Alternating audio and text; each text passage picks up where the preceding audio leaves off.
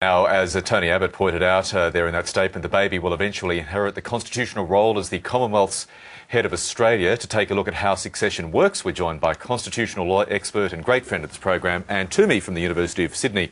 Anne, good morning. Are you feeling very happy this morning at the birth of the royal baby boy? Well, I'll probably be the only person on your program to say this, but I'm actually a bit disappointed. From a constitutional point of view, it would have been much more interesting if it was a girl. So a boy is a little bit disappointing because it doesn't cause quite as many constitutional conundrums. Oh, you killjoy. But anyway, take us through why the birth of a daughter to Kate and Will would have posed some much more interesting constitutional questions. Okay, so the United Kingdom decided a little while back that the rules of succession to the throne are, well, in many ways discriminatory, and some of those ways they decided to address. So the favouring of males over females, and some issues in relation to, if you marry a Catholic, you get knocked out of the line of succession, and also changing some rules about the Royal Marriages Act.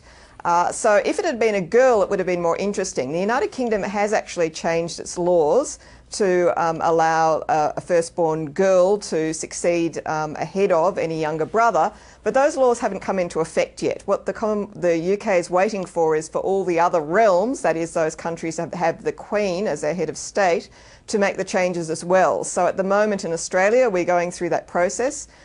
Each of the states in Australia has to enact a law to request the Commonwealth to change those laws, and at the moment that's been done in New South Wales and Queensland, but we're still waiting on the other states. So if it was a girl, there would be a whole range of constitutional changes in different countries, Canada, New Zealand and the Caribbean and the like, that had to go ahead, and all sorts of constitutional problems arise in those countries. But as it's a boy, although they're still going to do all that sort of stuff, it's not quite as urgent as it once was. Not quite as pressing. So these changes, as you're saying, could still take some time to work their way through the system.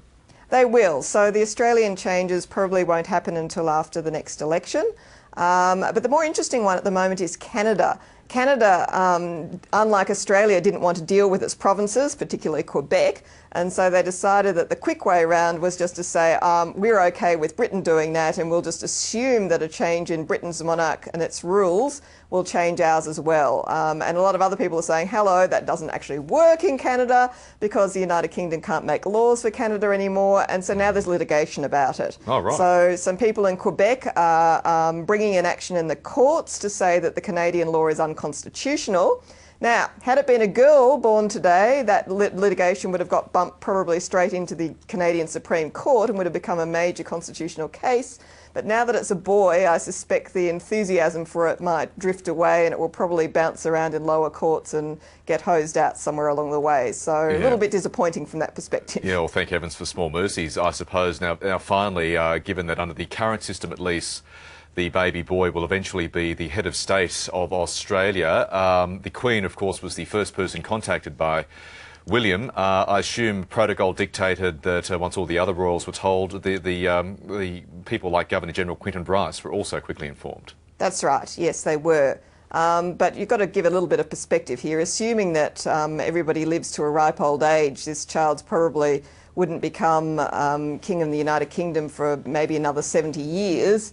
And, you've got to ask yourself, well, what are the prospects of Australia still having the King of the United Kingdom as its sovereign in 70 years' time? I'd sort of suspect not great. So I don't think we should put too much money on it. If you were out with the bookmakers, I wouldn't be putting a large amount of money on this child being King of Australia. Just as well I didn't.